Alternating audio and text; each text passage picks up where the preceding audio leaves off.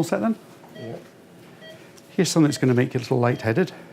In anaesthetics, I use lubricating gels in a range of procedures and pieces of equipment. For example, endotracheal tubes, laryngeal mask airways, nasopharyngeal temperature probes. I also use them on fibre optic bronchoscopes, and I use them for lubricating transesophageal echocardiography probes before putting them down the esophagus.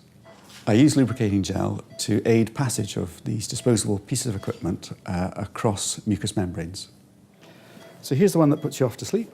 It makes passing, for example, endotracheal tubes more straightforward, but when you're using two bits of plastic equipment rubbing against each other, it's almost essential to use lubrication in order to put the equipment into the correct place. It also causes less pain and discomfort to the patients.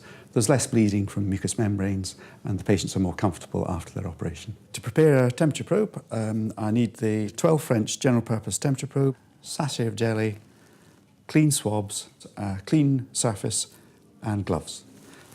If I take out the 12 French, what I need to do is lubricate the tip of the probe to the length of the patient's little finger. I take out the sachet, extrude the jelly onto a swab, take the probe, then lubricate the tip of the probe with sufficient jelly to aid its passage through the nasopharyngeal passages, but not too much, to be deposited in the patient. In a gel, we'd like a clear solution, so we know that if it's contaminated or not.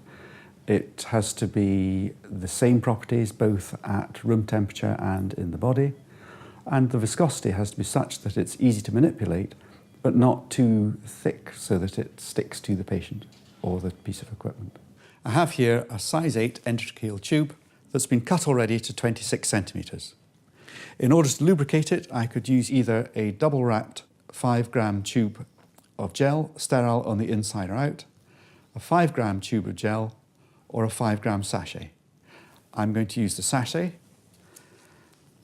I'm going to open it and extrude the gel onto the cuff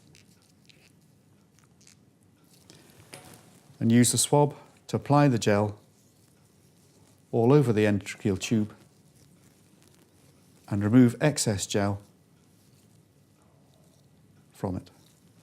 So, fibre optic bronchoscope goes down the tracheal lumen of the endotracheal tube, and when it comes to the curve within the pharynx, it won't pass any further. So if I take it out, lubricate it along its length with some gel, and try again.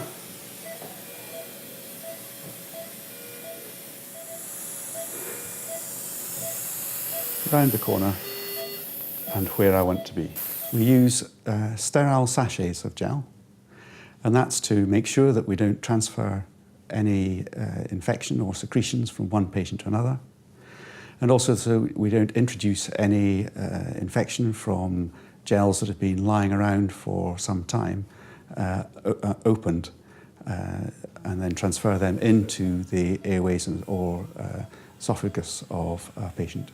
Single use is very important to avoid transferring infection from one patient to another or contaminating the solutions with secretions from another patient. So it was a bit short.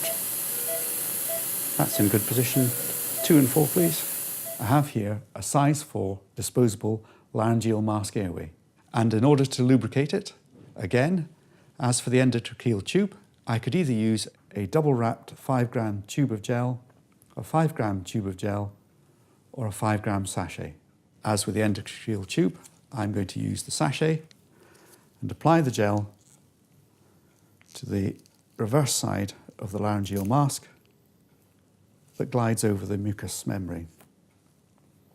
I'm going to spread the gel over the back of the laryngeal mask, removing the excess and the tube, and leave the laryngeal surface clear.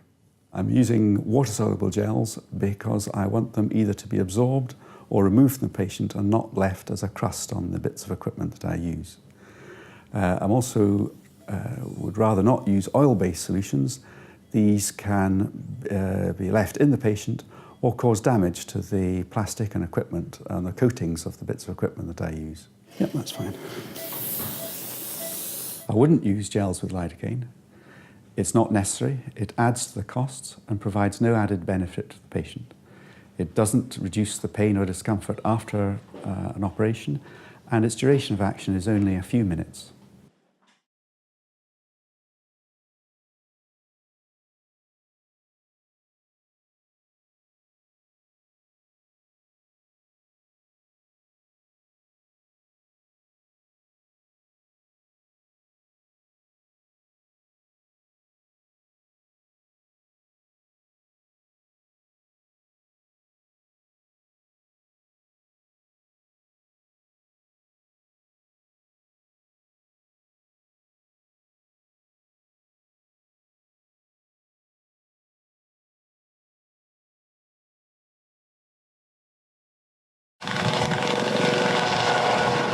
My name's Dr. Simon Leclerc. I'm an accident emergency consultant based in Middlesbrough, and I'm the Deputy Medical Director of the Great North Air Ambulance. The point of putting doctors onto aircraft is to deliver the resuscitation room to a critically injured or seriously ill person at the scene, so that we can start to provide that life-saving treatment before they even get to hospital. I've got the tube. The tube goes Tube in. is past the cord, so bougie out, please. Bougie's away. So patients who have a problem with their airway, lubrication is very important. These are patients who are critically ill, who need an airway intervention as quickly and as safely as possible. Putting equipment in that doesn't have lubrication raises the chance of the equipment not going into the right place in the right time, and if it does go into the right place, it may not sit correctly. So effectively, we need to be able to put those devices in a smooth manner with as little complication as possible, and lube allows us to do that.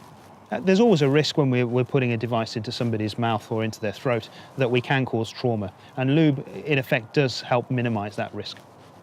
In A&E, we use lubrication in quite the same way for our patients with airway problems. We have other devices as well that we may use in patients who are not as poorly, but require some sort of help, and lube, nasopharyngeal airways as well, and things like that that a patient can tolerate when they're conscious. We would use lube for that.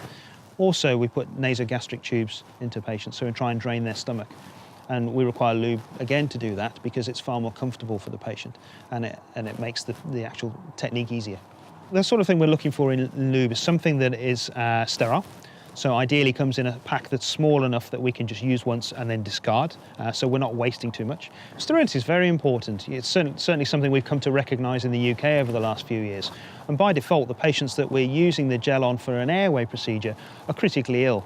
Quite often we find these patients have infections that develop over the course of the next few days, and anything we can do to minimise that risk of introducing infection is of course of paramount importance. Great. And then it'd be packaged to transfer. We don't tend to use oil-based products really because they've been proven to be detrimental to the equipment we're using, so they can rot.